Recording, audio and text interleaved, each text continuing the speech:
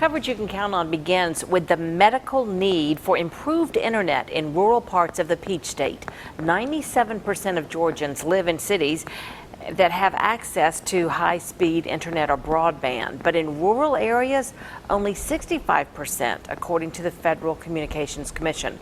Right now, Congress is working to change that, and lawmakers have asked a local medical leader for help. News Channel 6's Ashley Osborne explains.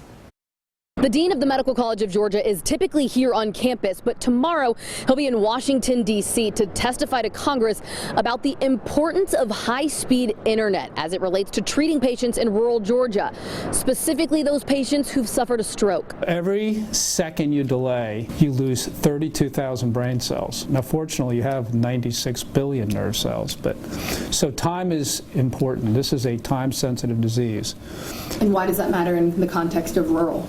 Well, there's no neurologist. There's no one else to be able to guide the treatment. All the neurologists in Georgia are in Atlanta and Augusta. It's a little bit of an overstatement, but pretty true. MCG Dean Dr. Hess is a stroke specialist. They use telemedicine to treat patients in more than 30 hospitals across the state. The patient is somewhere, we're somewhere else, and then we bring them to our hospital if the stroke is severe. Now, they'll call our team, and one of our team members gets on and does a telestroke consult immediately. Drop what you're doing, 2 in the morning, 2 in the afternoon. Access to high-speed internet is a crucial component. One of the big issues is better broadband access to rural areas. If you're a patient in rural Georgia, you may not have access to the internet like we do in Augusta. He says by now the hospitals in rural areas have pretty good connection, but the homes, not so much. In the future, we'd like to connect to patients' homes, and that's where the broadband comes in, because right now, if you had to connect to a lot of patients' homes in rural Georgia, it'd be very difficult to do a telemedicine consult, and even some smaller clinics. Thursday, Dr. Hess will share with representatives the importance of internet access as it relates to the future of telemedicine. The House Agricultural Appropriations Committee has provided $1.2 billion